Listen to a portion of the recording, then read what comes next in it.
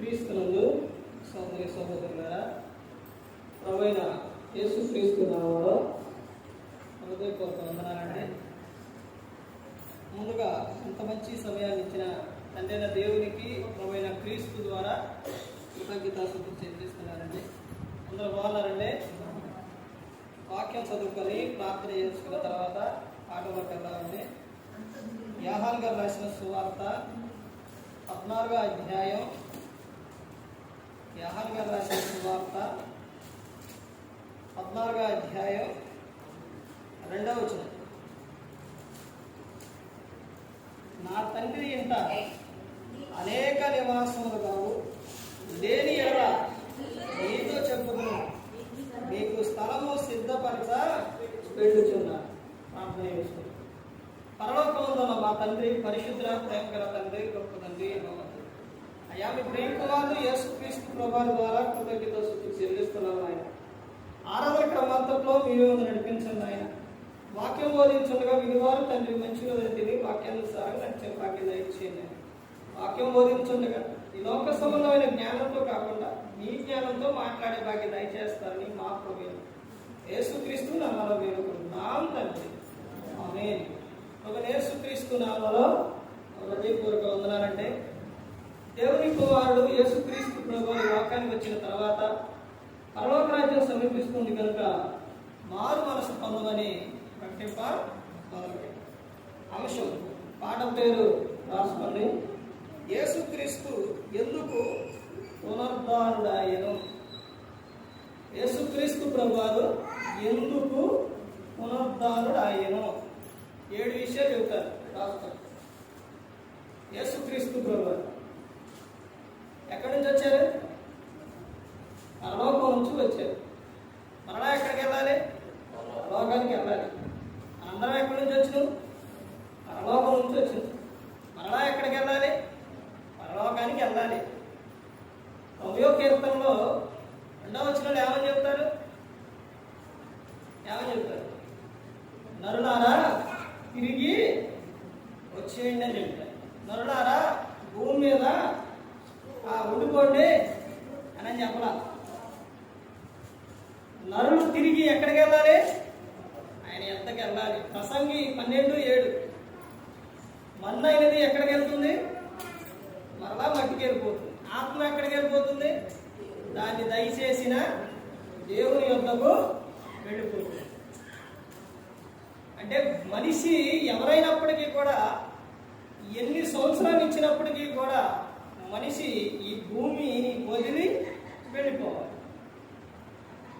శాశ్వతమైన లోకం ఉంది, పరలోకం. ఆ లోకానికి చేరాలి, ఆ లోకానికి వెళ్ళాలి. ఎలా వెళ్ళాలి? పిల్లవాడు ఒక క్లాసు నుంచి ఇంకో క్లాసుకి వెళ్ళాలంటే, ఒక క్లాసులోని 3వ క్లాసు ఉందనుకోండి, 4కి వెళ్ళాలంటే ఆ 3వ క్లాసులో చెప్పినవన్నీ తర్వాత చివరిలో ఏం పెడతారు? ఎగ్జామ్ పెడతారు.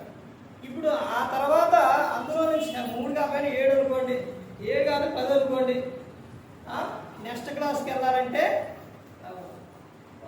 అలాగే ఈ లోకంలోని ఎలా జీవించాలి, ఎలా ఉండాలి, ఎలా ఉంటే పరలోకానికి వెళతారు అనేది యేసుక్రీస్తు ప్రభువు ఈ లోకానికి వచ్చి చెప్పారు.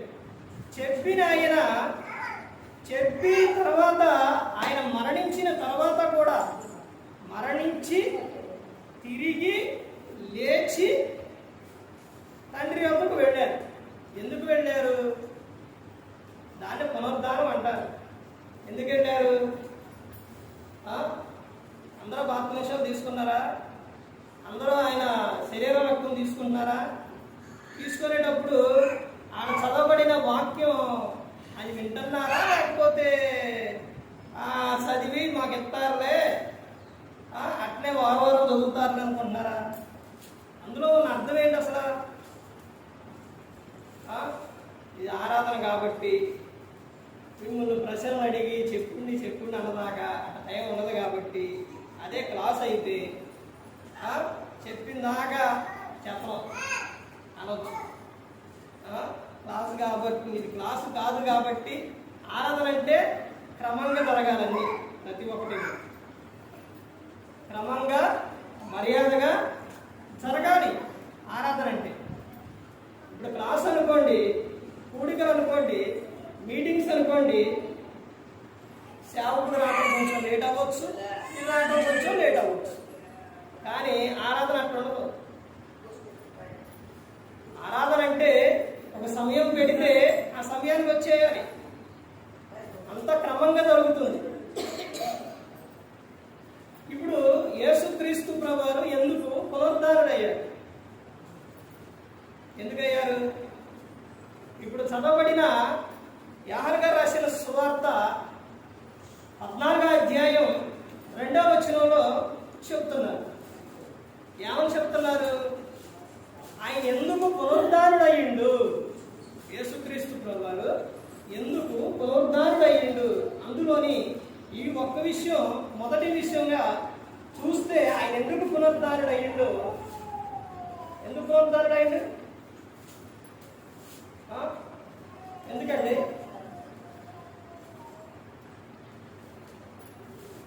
ఆయన శరీరం రక్తం అవి తీసుకునేటప్పుడు అక్కడ అసలు ఏమనుంటుంది? ఏమనుంటుందండి? ఏమనండి? మీరు చదువుతున్నారు, ఎత్తున్నారు, నేను తీసుకుంటున్నాను అనుకుంటున్నారా? అటు తీసుకుంటే పని చేయదు. అర్థమైందండి? అటు తీసుకున్న ప్రయోజనం ఉండదు. తెలుసుకోవాలి. నువ్వు తెలుసుకొనే బాప్తిస్మం పొందాలి. తెలుసుకున్న తర్వాత ఇవి తీసుకున్న తర్వాత అక్కడ చెబుతున్న విషయం ఏంటంటే, ఒకటి నువ్వు తీసుకునేటప్పుడు ఏం చేయాలి? క్రీస్తును జ్ఞాపకం చేసుకోవాలి. క్రీస్తుని ఏం చేయాలి? జ్ఞాపకం చేసుకోవాలి. ఎందుకు తీసుకున్నామంటే క్రీస్తుని జ్ఞాపకం చేసుకోవడానికి. తర్వాత అక్కడ 3 విషయాలు ఉంటాయి. ఏంటయ్యి? ఒకటి జ్ఞాపకం చేసుకొని తీసుకోవాలి. తర్వాత నిన్ను నువ్వు పరీక్షించుకొని తీసుకోవాలి. తర్వాత తీసుకున్న తర్వాత మరణ పునరుద్ధారణం గురించి ఏం చేయాలి? చెప్పాలి.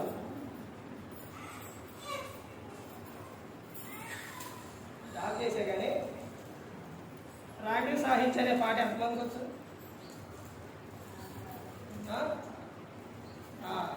Very good. ఆ పాట నేను ఇప్పుడు గమనించాను. ఇప్పుడు పాడేటప్పుడు ఆ పాట ఫస్ట్ రాండియు సాహించనేటప్పుడు అది పాడుతున్నారు. తర్వాత కింద వచ్చేసరికి రాట్లా. ఇక్కడే కాదు, గమనించండి. ఎన్ని సంవత్సరాలైనా ఇక్కడ ఒకసారే కాదు. ఈ పాట మీద సేవకులు గద్దించిన సందర్భాలు సంఘాలలో చాలా సందర్భాలు ఉన్నాయి. నా చిన్నప్పటి నుంచి గద్దెత్తారు. ఈ పాట రాదు, ఈ పాట నేర్చుకోరు, అన్ని పాటలు పాడతారు, కానీ ఈ పాట మాత్రం రాదు. పాట రావాలంటే దాని మీద ఖచ్చితంగా దృష్టి పెట్టాలి. ఎందుకంటే ఆ పాటతోనే పాటల కార్యక్రమం అయిపోతుంది. అపవాదికి చెప్తానమ్మా, నీకు 7 విషయాలు చెప్పిన తర్వాత ముగిస్తాను. అపవాదికి పరలోకంలోని వాడు పని ఏంటంటే దేవుని యొక్క దగ్గర ఉండి అక్కడ వచ్చి అన్ని విషయాలు వాడు తెలుసుకోవడం, అన్ని విషయాలు చూడడం. ఇప్పుడు అక్కడ పాటలు పాడటం వచ్చు.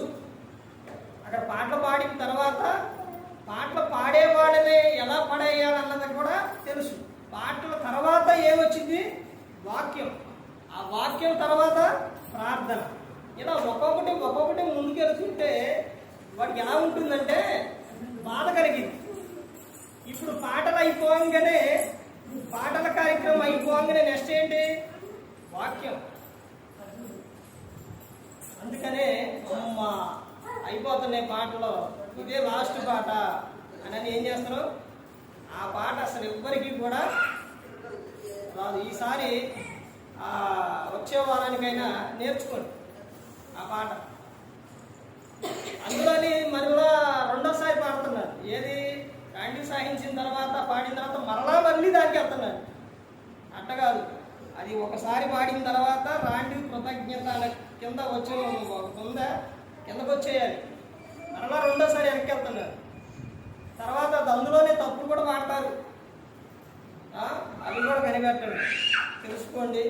ఉంచుకోండి. ఎందుకనంటే మన జీవితకాలం రోజు రోజుకి మా అమ్మగారు ఒక విషయం చెప్పండి, ఏంటంటే ఊరు పొమ్మంటుంది కాడి రమ్మంటుంది అని ఓ మాట చెప్పేవాడు. అంటే మన దినదినం వయసు ఏమైపోతుంది, పెరిగిపోతుంది. అర్థమవుతుందండి, దేవుడిచ్చిన ఆయుష్కాలం అయిపోతూనే ఉంది. అందుకని ప్రతి ఒక్కరు గమనించుకోండి. ఇక 7 విషయాలు చూపించి ముగించేస్తాను. యేసుక్రీస్తు ప్రభువారు ఎందుకు పునరుద్ధానుడయ్యిండు అనే మొట్టమొదటి విషయం చూస్తే యోహాను గారు రాసిన సువార్త 14వ అధ్యాయం 2వ వచనంలో, నా తండ్రి ఇంట అనేక నివాసములు కలవు. తండ్రి యొద్ద ఎక్కడండి? ఇక్కడైతే ఏం చేయాలి? కొనాలి, నివ్వాలి, ఇవన్నీ కట్టాలి. కానీ అక్కడైతే ఏమన్నాయంట? అనేకమైన నివాసములు ఉన్నాయి. వాని క్రియలను బట్టి అక్కడ ఏముంటుంది? జీతం అనేది ఉంటుంది. క్రియలను బట్టే జీతం ఉంటుంది. తర్వాత ఇక్కడ ఇంకా ఏమని చెప్తున్నారంటే, లేని ఎడల మీతో చెప్పుదు, మీకు స్థలము సిద్ధపరచ వెళ్ళుచున్నాను. మీకు స్థలము సిద్ధపరచ వెళ్ళుచున్నాను. ఎవరికి? అందరికి. అంటే ఇక్కడున్న మొత్తానికి, అన్ని సంఘాలకి మొత్తానికి కలిపి మొత్తాన్ని ఒకసారి ఉంచడం. అర్థమైందండి? ఒకేసారి ఉంచడం పరలోకంలో ఎలా ఉంటుందంటే, అక్కడ దేవుడు ఇక్కడ ఎలాగైతే నివాసాలు ఒక్కొక్కరికి ఒక్కొక్క అంటే ఒక ఇల్లు ఎలాగైతే కట్టుకున్నారో అక్కడ కూడా అలాగే ఉంటాయి. ఆ తర్వాత ఇంకా ఎలా ఉంటాయి అంటే, ఒక విషయం ఏంటంటే, మనిషికి ఒక దేవదూత, ఇప్పుడు మనిషికి ఒక దేవదూత ఉంటుంది అనమాట. ఇక్కడున్న ప్రతి ఒక్కరికి, అందరికీ కూడా ఒక దేవదూత ఉంది. మరి ఏదండి నా దేవదూత? ఎక్కడ ఉందండి అనుకుంటారా? లోకం విడిచిన తర్వాత అప్పుడు కనపడింది. అంటే మనం చేసే ప్రతి ఒక్కటి కూడా అక్కడ ఏమవుతుందంటే లెక్కించబడుతుంది. ప్రతి ఒక్కటి కూడా మనిషికి ఒక దేవదూత ఉంటారన్నమాట. ఈ లోకం విడిచిన తర్వాత అక్కడ బైబిల్ గ్రంథంలో ఏమవుతుందంటే, దేవదూతలకు మనం ఏం చేస్తామంట? తీర్పు తీరుస్తున్నాం. సరే, ఎంత అధికారం ఇచ్చిందో చూడండి. దేవుడు మనిషికి ఎంత అధికారం ఇచ్చారు. అలా యేసుక్రీస్తు ప్రభువు ఏమని చెప్తున్నారంటే, ఇదిగో నేను ఇక్కడ నుంచి వెళ్ళి మీకు ఏం సిద్ధపరచ వెళ్తున్నారు? స్థలము సిద్ధపరచ వెళ్తున్నారు. దేవుడు ఎప్పుడన్నా వదిలిపెట్టిన మనిషిని? ఎప్పుడైనా ఆలోచించండి. నువ్వు తల్లి గర్భంగా పిండంగా ఏర్పడ్డ కాడి నుంచి ఎప్పుడైనా కానీ దేవుడు వదిలిపెట్టిండా? ఎప్పుడు వదిలిపెట్టలేదు. ఏనాడు మనిషిని ఎప్పుడూ దేవుడు వదిలిపెట్టలేదు. దేవుని విడిచిపెట్టిన మనుషులు ఉన్నారు, కానీ మనిషిని విడిచిపెట్టిన ఆయన లేడు. అప్పటి నుంచి కూడా నిన్ను కాస్తూనే మనందరినీ కూడా, తర్వాత ఇంకా చెప్తున్న సందర్భం ఏంటంటే, ముదిమి వచ్చే వరకు ఎత్తుకొని నేను నిన్ను ముద్దాడతానని చెప్పి, తర్వాత ఈ లోకం విడిచిన తర్వాత మరి నువ్వు ఎక్కడికి వెళ్ళాలి, ఎక్కడ ఉంటావు నువ్వు అనే విషయం కూడా చెబుతాడు ఇక్కడ. అర్థమవుతుందండి? నేను నిన్ను నమ్ముకున్నాను ప్రభా, నిన్ను వెంబడిస్తున్నాను, మరి నాకు ఏంటి ప్రభా అని ఆ రోజున శిష్యులు అడిగిన విషయాలు కూడా ఉన్నాయి. అడిగారా లేదా? అడగలేదా? అడగలేదు అంటే మీరు వాక్యం చదవట్లేదని అర్థం. వాళ్ళు అడుగుతారు, ఏమని అడుగుతారు? ప్రభా, పునరుద్ధానం గురించే చెబుతున్నాను. ప్రభా, ఇంతకాలం మరి మాతో ఉన్నా, మరి ఇప్పుడు వెళ్ళిపోతున్నా, మా పరిస్థితి ఏంటి ప్రభా అని అడుగుతారు. ఆయన వెళ్ళేటప్పుడు అడిగినప్పుడు ఆయన ఏమని చెబుతుంది తెలుసండి? యోహాను సువార్తలోనే ఉంటుంది. ఏమని చెప్తారంటే, ఇదిగో నేను ఇక్కడ నుంచి వెళ్ళిన తర్వాత మీ యొద్దకు ఎవరు వస్తారు? పరిశుద్ధాత్ముడు, అంటే సత్యస్వరూపి అయిన ఆత్మ వస్తారు. ఆయన వచ్చినప్పుడు మిమ్మల్ని ఏం చేస్తారంటే సర్వసత్యములోనికి నడిపిస్తారు. ఆ నడిపించినప్పుడు మీరు ఎలా ఉంటారనంటే, మీరు అన్ని విషయాల్లో ఏమవుతారు? బహుగా ఫలిస్తారు. ఎందుకు పునరుద్ధారణలో వెళ్ళిందంటే ఒక విషయం, యేసుక్రీస్తు ప్రభువారు మనకు స్థలము సిద్ధపరచడానికి ఆయన వెళ్ళారు.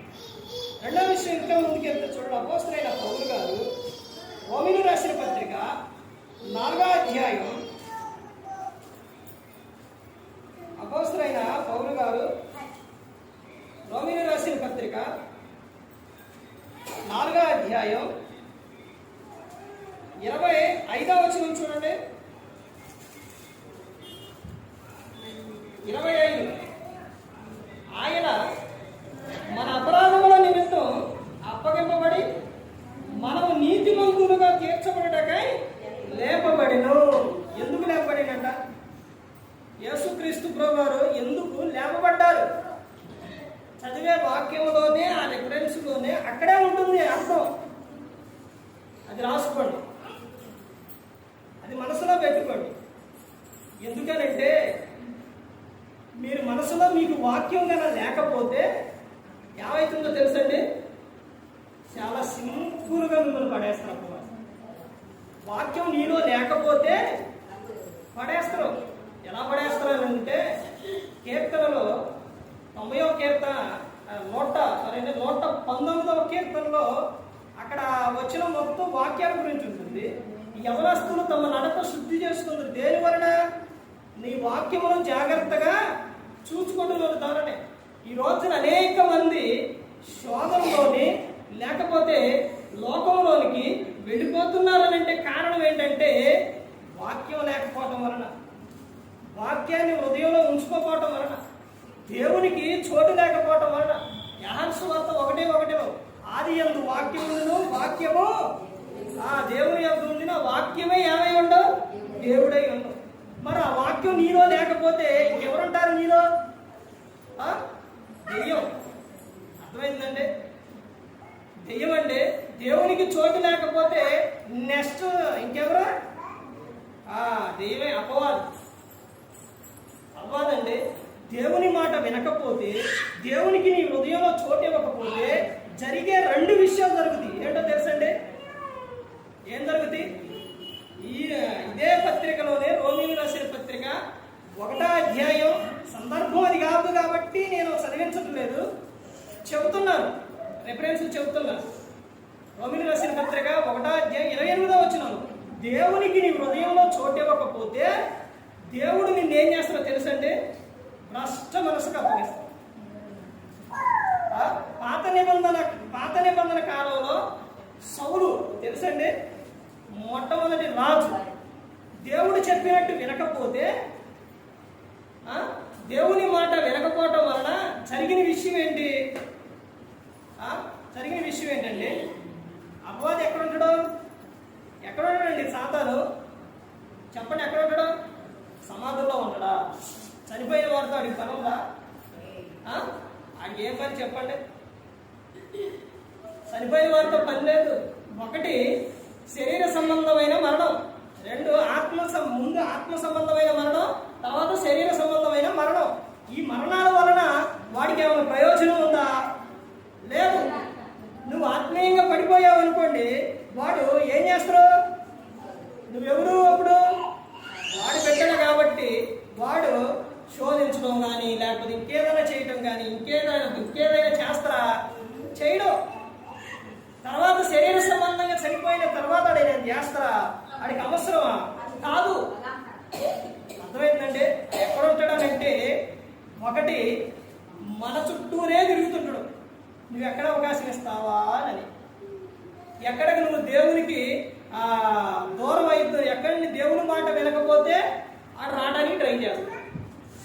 ఈ విషయాల్లో 2 సందర్భాల్లో, ఆనాడు జరిగిన ఎవరో సౌలు జీవితంలో, తర్వాత ఇంకా ఎవరనంటే యోబు గారి జీవితం. అర్థమైందండి? వాళ్ళ చుట్టూనే ఉండా? వాడు చుట్టూ ఉన్నప్పుడు మన చుట్టూ ఉండడా? ఉండడు. సౌలు జీవితంలో సౌలు గురించి అక్కడ ఇంకా ఏమంటాడంటే, పరలోకంలోని దేవుని సింహాసనంలో గుమ్మం ఎద్దు ఉంటాడు ఉండి, ఇక్కడ ప్రతి ఒక్కడే కూడా చూస్తూ సౌలు గురించి చెప్పిన విషయం ఏంటి? సాతాను అవ్వా ఇదిగో నీ మాట వినట్లేదు, నీ ఆత్మను తీసేస్తే నేను వెళ్ళిపోతాను. ఎప్పుడైతే దేవుని ఆత్మ సౌలు నుంచి వెళ్ళిపోయిందో ఏమొచ్చింది? దురాత్మ వచ్చేసి. ఆనందం ఉందా? సంతోషం ఉందా? లేదు. యోబు గారి పక్కనే ఉండి ప్రభువా ఇప్పుడు చూడు, ఈ బాధలు, ఈ సేవలు ఇవన్నీ రాగానే ఇప్పుడు చూడు, నిన్ను దూషిస్తాం చూడాలని చెప్పాడు. కానీ దూషించిండు ఆయన? దూషించలేదు. ఆయన ఎందుకు లేపబడ్డాడు అని అంటే, ఎందుకు లేపబడ్డాడు? మనము ఎలా ఉండాలని? నీతిమంతులుగా ఉండాలని. మనం నీతిమంతులుగా ఉండాలి అని యేసుక్రీస్తు ప్రభువారు ఆయన తిరిగి లేచారు, పునరుద్ధానుడై. తర్వాత విషయం చూడండి, ఇంకా ముందుకెళ్తే ఇంకా ఏమో చెప్తున్నారంటే, అపోస్తలుడైన పౌలు గారు కొరింథీయులకు రాసిన మొదటి పత్రిక, అపోస్తలుడైన పౌలు గారు కొరింథీయులకు రాసిన మొదటి పత్రిక 15వ అధ్యాయం 3వ వచనం నుంచి చూడండి. నాకు ఇవ్వబడిన ఉపదేశమును మొదట మీకు అప్పగించింది. అది ఏమనగా, లేఖనముల ప్రకారం క్రీస్తు మన పాపముల నిమిత్తము మృతి పొందెను, సమాధి చేయబడి లేఖనముల ప్రకారము 3వ దినమున లేపబడిను. ఈ 3వ విషయం ఏంటంటే రాసుకోవాల్సింది, లేఖనములను నెరవేర్చుట కొరకు. ఎందుకు పునరుద్ధానుడైందంటే లేఖనాలను నెరవేర్చుటకు యేసుక్రీస్తు వారు పునరుద్ధానుడై. పాత నిబంధనలో ప్రవచనం ఎలాగైతే చెప్పారో కొత్త నిబంధనలోనే నెరవేర్పు ఆ విధంగా జరిగింది. పాత నిబంధనలో తండ్రి అయిన దేవుడు ఒక విషయం రాపిస్తారు. ఏంటంటే ఆయన ఎముకలలో ఆయన దేహంలోని ఒక్క ఎముక కూడా విరగబట్టబడలేదు అని ఉండేది. మరి అది నెరవేర్చాలా లేదా? అది ఎలా నెరవేర్చాలి? ఎంత జాగ్రత్త తీసుకుంటే నెరవేర్చాలి? ఏనండి, ఎంత జాగ్రత్త తీసుకోవాలి? ఈ రోజున మనిషి ఎంత జాగ్రత్త తీసుకుంటే ఆయన ఆజ్ఞలకు అయిపోతాడు. నువ్వు ఒక్క విషయంలో కానీ ఏ ఒక్క విషయంలో నేను అపవాదికి నువ్వు అవకాశం ఇస్తే వాడు నేనేం చేస్తారో ఒక్క విషయంలో కూడా ఇవ్వకూడదు. యేసుక్రీస్తు ప్రభువారు ఆయన శిలువుకు తీసుకెళ్లేటప్పుడు శిలువు పెట్టి ఆయన్ని కొడుతూ తీసుకెళ్లే సందర్భంలో ఉంది. యేసుక్రీస్తు ప్రభువారిని ఒకసారి ఏం చేస్తారు? నెడతారు, పన్నెడతారు. నెట్టినప్పుడు శిలువు ఇట్ట పడ్డప్పుడు ఆ శిలువు మీద యేసుక్రీస్తు ప్రభువారు కూడా అట్ట పడిపోతారు. ఆ పడిపోయినప్పుడు ఆయన పడే విధానం కూడా ఎలా పడ్డారు అని అంటే, ఆయన ఎముకలో ఒక్క ఎముక కూడా ఎరగకూడదు అనే విధంగా పడ్డారు. అర్థమైందండి? తర్వాత రెండో విషయం ఏంటంటే, యేసుక్రీస్తు ప్రభువారు శిలువలో ఉన్నప్పుడు మీకు ఏ విషయమైనా చెబితే చక్కగా అర్థమైంది. క్రీస్తుని గురించి చెప్పినప్పుడు కరెక్ట్ ఇట్టే మనసు పెట్టకపోతే అర్థం అవుతుంది. వాడు ఎన్నయ్యాడు అపవాది, చాలా జాగ్రత్తగా వినండి. శిలువలో యేసుక్రీస్తు ప్రభువారు తర్వాత ఆయన పక్కన ఇద్దరు దొంగలు వేసారా? వేసినప్పుడు అక్కడ అధిపతి ఏమని చెప్తారు? వాళ్ళ కాళ్ళు ఎరగొట్టేయండి అని చెప్తారు. వాళ్ళని కాళ్ళు ఎరగొట్టేయి అన్నప్పుడు వాళ్ళు బంట్రోతులు వెళ్ళి దొంగల ఇద్దరు కాళ్ళు ఏం చేశారు? ఎరగొట్టేశారు. యేసుక్రీస్తు ప్రభువారి దగ్గరకు వచ్చేసరికి ఏమైపోయారు? ఏం జరిగింది అక్కడ? యేసుక్రీస్తు ప్రభువారు అప్పటికే చనిపోయారు. చనిపోయినప్పుడు ఆయన కాళ్ళు ఎరగొట్టడం కానీ ఏదో అక్కడ జరిగిందా? జరగలేదండి. అంటే ఆయన ఎముకలలో ఒక్కటి కూడా ఎరగొట్టబడలేదు. చాలా జాగ్రత్త తీసుకున్న యేసుక్రీస్తు తండ్రి చెప్పినట్టే ప్రతి ఒక్కటి కూడా చేశారు. చేయుటకు నువ్వు ఇచ్చిన పని ఆయన ఏం చేసినట్ట? ఏమని చెబుతారు? సంపూర్తిగా నెరవేర్చారు. అంటే లేఖనములను నెరవేర్చుటకు యేసుక్రీస్తు ప్రభువారు పునరుద్ధానుడై తర్వాత చెప్తున్న విషయం ఇంకా ముందుకెళ్తే యోహాను గారు రాసిన సువార్త, ఇందాక చెప్పిన విషయం చూడండి, పరిశుద్ధాత్మ గురించి. యోహాను సువార్త 14వ అధ్యాయం, యోహాను సువార్త 14వ అధ్యాయం 16వ వచనం చూడండి. 16, నేను తండ్రిని వేడుకొందును, మీ యొద్ద ఎల్లప్పుడూ నుండుటకై ఆయన వేరొక ఆదరణకర్తను అనగా సత్యస్వరూపి యొక్క ఆత్మను నీకు అనుగ్రహించును. ఏం పంపిస్తారంట? ఎందుకు పునరుద్ధానుడయ్యిండు? ఆయన ఇక్కడ నుంచి వెళ్ళిన తర్వాత ఎవరు వస్తారంట? పరిశుద్ధాత్ముడు, సత్యస్వరూపి అయిన ఆత్మ. ఆయన వచ్చినప్పుడు సర్వసత్యంలోనికి నడిపారు.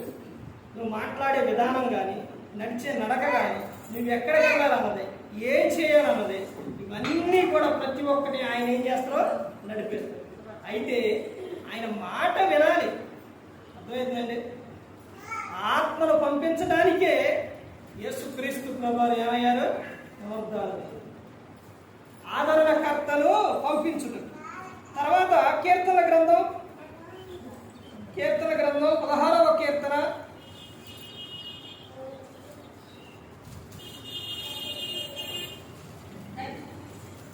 16వ కీర్తన చూడండి. 16వ కీర్తన 10వ వచనం చూడండి. ఎందుకనగా నీవు నా ఆత్మను పాతాళములో విడిచిపెట్టవు, నీ పరిశుద్ధుని కుళ్ళు పట్టనీయవు. అంటే ఇక్కడ చెబుతున్న విషయం ఏంటని ఏం చెప్తున్నారు? ఆయన ఏమవలేదంటే యేసుక్రీస్తు ప్రభువారు కుళ్ళు పట్టలేదు. దావీదు గారు కూడా అదే చెబుతారు. ఆయన శరీరము ఏమవలేదంటే కుళ్ళు పట్టలేదు. అంటే తండ్రి అయిన దేవుడు ప్రవచనం చెప్పినట్టే ఆయన ఏం చేశారు? నెరవేర్చారు. అంటే ఎందుకు యేసుక్రీస్తు ప్రభువారు తిరిగి లేచారు అని అంటే ప్రవచనములను నెరవేర్చుతాడు. ఎందుకు పునరుద్ధానుడైంది? ఆయన ప్రవచనాలను నెరవేర్చుటకు ఆయన తిరిగి లేచింది. తర్వాత ఇంకా ముందుకెళ్తే అపోస్తలుడైన పౌలు గారు రోమీయులకు రాసిన పత్రిక 10వ అధ్యాయం, అపోస్తలుడైన పౌలు గారు రోమీయులకు రాసిన పత్రిక 10వ అధ్యాయం తీశారండి. 10వ అధ్యాయం 9వ వచనం చూడండి.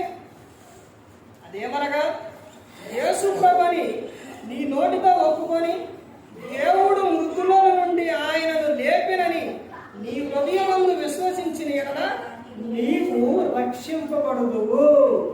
ఆయన ఎందుకు పునరుద్ధానుడైందంటే, ఎందుకు లేచిండేనంటే రక్షణ అనుగ్రహించుట కొరకు. ప్రతి ఒక్కరికి ఏమిచ్చుటకంట? రక్షణ. అదే ఏమని చెప్తున్నారు అక్కడ? అదేమనగా యేసు ప్రభుని నువ్వేం చేయాలి? నీ నోటితో ఒప్పుకో. నీ నోటితో ఒప్పుకోన్న తర్వాత ఏమని చెప్తున్నారు? దేవుడు మృతుల నుండి ఆయనను లేపినని నీ హృదయమందు విశ్వసించాలి. అప్పుడు నీవు ఏమైందంట? రక్షింపబడుదువు. నీ నోటితో ఒప్పుకోకుండా, నీ హృదయమందు విశ్వసించకుండా నువ్వు ఎలా రక్షణ పొందుతావు? రక్షణ పొందుతావా? రక్షింపబడతావా? రక్షింపబడలేవు. అందరి కొరకు, అందరికీ ఏమిచ్చుటకు యేసుక్రీస్తు ప్రభువారు పునరుద్ధానుడైనంటే రక్షణ కొరకు, రక్షణ ఇవ్వడానికి ఆయన పునరుద్ధానుడైండు యేసుక్రీస్తు. తర్వాత ఇంకా చెప్తున్న విషయం ఏంటంటే చూడండి, అపోస్తలుల కార్యాలు చివరి విషయం చూడండి. అపోస్తలుల కార్యాలు 1వ అధ్యాయం, అపోస్తలుల కార్యాలు 1వ అధ్యాయం 11వ వచనం చూడండి. చాలా ప్రతి ఒక్కరూ గమనించుకోవాల్సిన విషయం, చాలా ప్రాముఖ్యమైన విషయం. చూడండి, ఈ రోజున మనిషిలో ఉన్న సందేహాలు, మరలా ఆయన వస్తారా అనే ఎన్ని సంవత్సరాలు అయిపోయింది చెబుతూనే ఉన్నారు, ఆయన ఇంకా రావట్లేదు అనుకునే ప్రతి ఒక్కరికి కూడా ఇక్కడ చెబుతున్న సమాధానం ఈ వాక్యం చూడండి. అపోస్తలుల కార్యాలు 1వ అధ్యాయం ఎన్నో వచనం? 11వ వచనం. గలిలయ మనుషులారా మీరెందుకు నిలిచి ఆకాశం వైపు చూచుచున్నారు?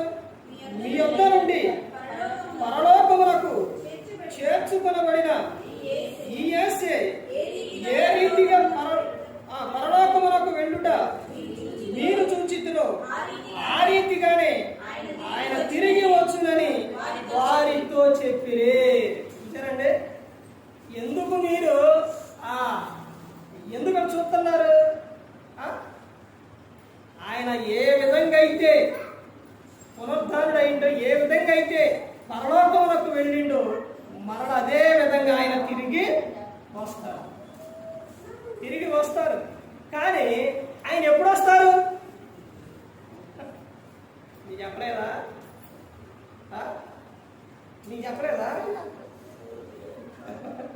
నీ శాపులే చెప్పిండా? ఎవరికైనా చెప్పారా?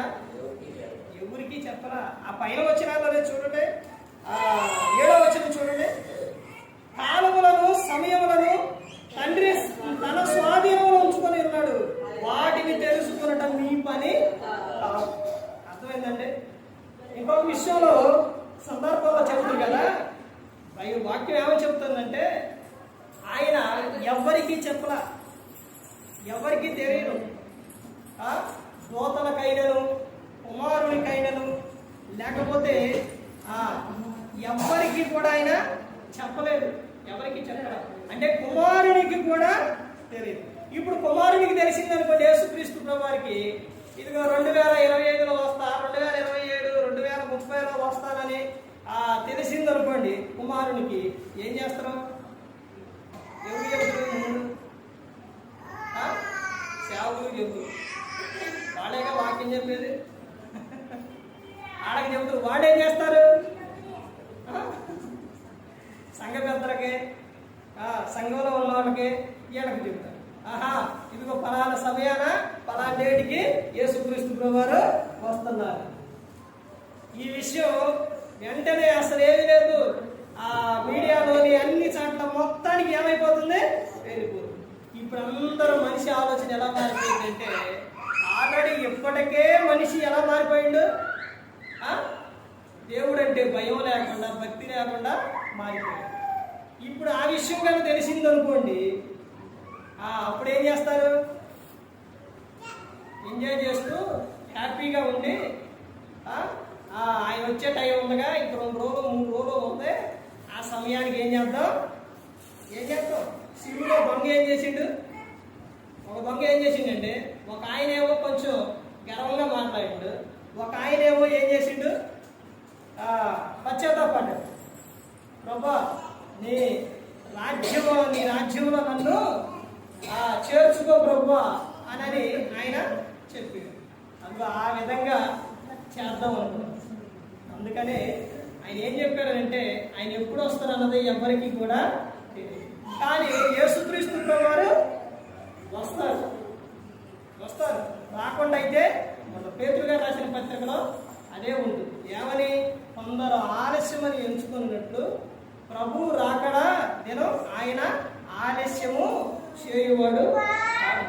కానీ ఆయన వస్తారు. కానీ ఎప్పుడు వస్తారో అన్నది ఎవరికి తెలియదు. కానీ ఎందుకు ఆలస్యం చేస్తున్నారు అన్నది మాత్రము అక్కడ పేతురు గారు చెప్తారు. ఎందుకు ఆలస్యం చేస్తున్నారు?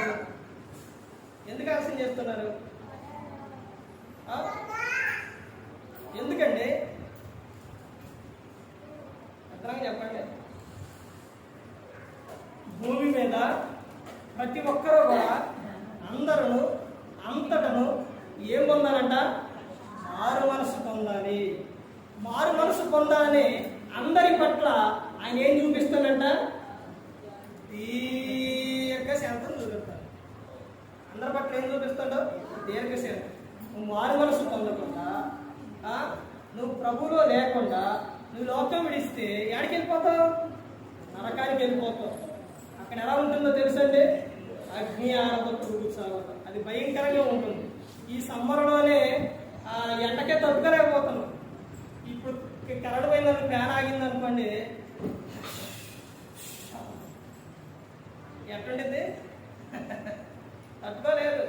కానీ అగ్నిలో ఎలా ఉంటుంది? ఇంతకన్నా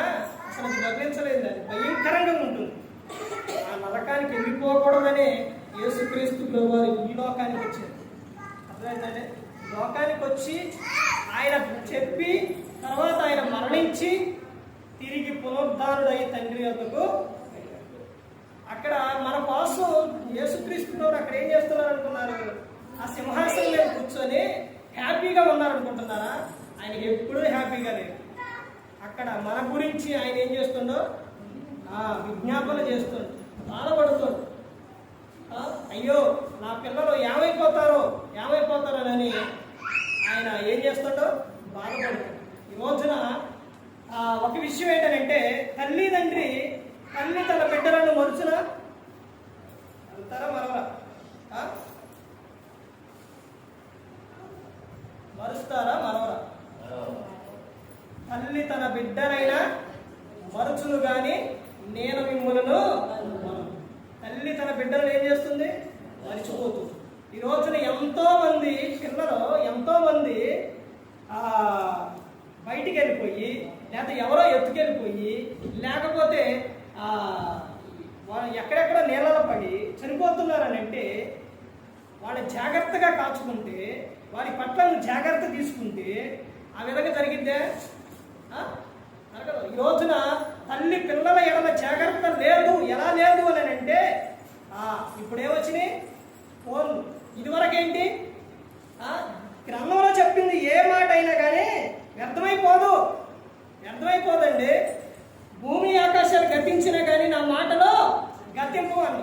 ఒకనాడేమో ఏం పెట్టుకునేవాళ్ళు అని అంటే అందరూ కలిసి ఒక చాట కూర్చొని మీటింగ్ పెట్టేవాడు. ఎప్పుడు? ఒకనాటి కాలంలో ఈ పిల్లలేమో అటు ఇటు పోయేవాళ్ళు, లేకపోతే వాళ్ళు వెళ్ళిపోయేవాడు. తర్వాత ముందు ఇంకా కొంచెం ఇంప్రూవ్మెంట్ వచ్చిన తర్వాత ఏమొచ్చింది? టీవీ వచ్చింది. ఈ టీవీ చూస్తూ పిల్లలు ఏం చేశారు? తర్వాత ఇప్పుడున్న కాలంలో ఏమొచ్చింది? ఫోన్ వచ్చింది. అర్థమైందండి? ఈ ఫోన్ చూసుకుంటూ ఇంకా కొంతమంది చెవుల్లో పెట్టుకుంటూ ఈ ఫోన్లో బిజీ అయిపోయి పిల్లలు పట్టించుకుంటున్నారా? పట్టించుకోవట్లేదు. పిల్లలు ఏంటంటే వాళ్ళకి చిన్నపిల్లలకి ఏం తెలుసు? చిన్నపిల్లలు బయటికి వెళ్ళిపోతారు, లేకపోతే ఎవరన్నా ఇంటికి వచ్చి పిలిచి వెళ్ళిపోతున్నా వాళ్ళు ఎమ్మటి వెళ్ళిపోతుంటారు, లేకపోతే వాళ్ళకి ఎక్కడ కూడా అక్కడికి వెళ్ళిపోతుంటారు. కానీ వారి విషయంలో జాగ్రత్త తీసుకోవాల్సింది ఎవరు? తల్లిదండ్రులు. తల్లి తీసుకోవాలి. ఎందుకంటే తల్లిని గురించి ఎందుకు చెప్పింది దేవుడు చెప్పిన మాట చాలా విలువైనది. ఎందుకు తల్లి గురించే చెప్పి తండ్రిని అక్కడ చెప్పలేదు? చెప్పండి.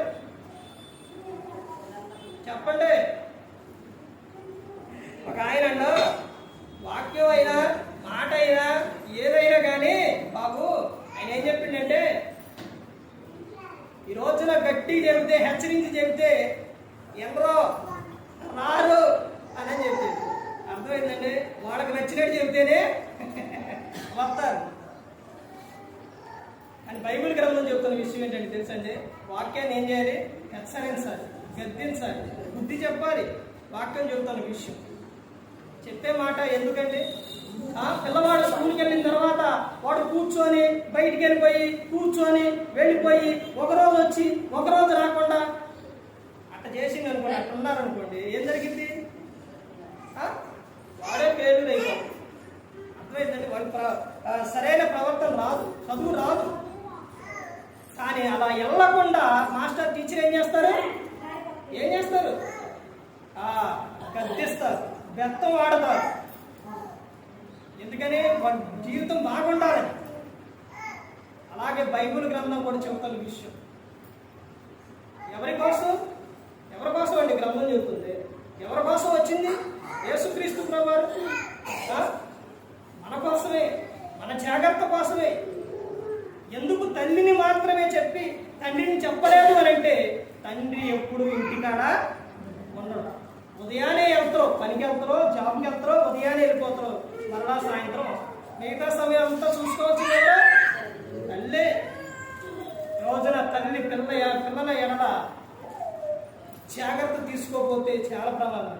అర్థమైందండి? ఎందుకనంటే మాకు పాప ఉంది కాబట్టి చెప్తున్నారు. వాళ్ళు ఏం చేస్తారో, ఎక్కడికి వెళ్తారో, ఎలా ఉంటారో అన్నది ఆ విషయం బట్టి తల్లి పిల్లల ఎడల జాగ్రత్తలు చాలా ఎలా కాపాడుకోవాలంటే కనురెప్ప కంటికి ఏదైనా తగలడానికి వస్తుందా? ఇలా వచ్చినప్పుడు రాణిలే అని ఎట్టే చూస్తారా? తగలలేదు అనుకుంటారా? అనుకో. వెంటనే ఏం చేస్తారు? కనురెప్ప వేస్తారు. ఆ విధంగా కాపాడుకోవాలి. దేవుడు ఇచ్చిన బహుమానాలు.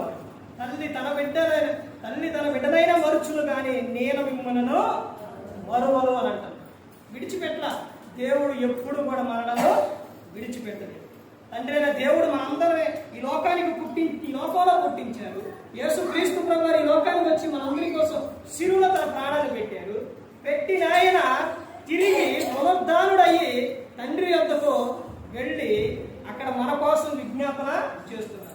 అసలు ఎందుకు వెళ్ళిండంటే, ఆయన ఎందుకు పునరుద్ధానుడు అయిందంటే 7 విషయాలు ఏంటంటే, 1 మనకు స్థలము సిద్ధపరచ ఆయన వెళ్ళింది. 2వ విషయం ఏం చెప్తున్నారు? మనల్ని నీతిమంతులుగా తీర్చడానికి ఆయన వెళ్ళింది.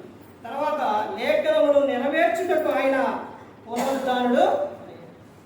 తర్వాత ప్రవచనములను నెరవేర్చుటకు ఆయన పునరుద్ధానుడు. తర్వాత అందరికీ రక్షణ కలుగు చేయుటకు ఆయన పునరుద్ధానుడు. తర్వాత ఆదరణకర్తను పంపుటకు ఆయన ఏమైండు? పునరుద్ధానుడు. తర్వాత ఆయన మరల తిరిగి వచ్చుటకు ఆయన పునరుద్ధానుడు.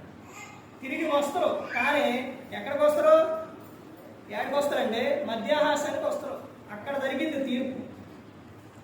మధ్యాహాసానికి ఈ ప్రతి ఒక్కటి కూడా ప్రకటన గ్రంథం 1వ అధ్యాయంలో ఉంటుంది.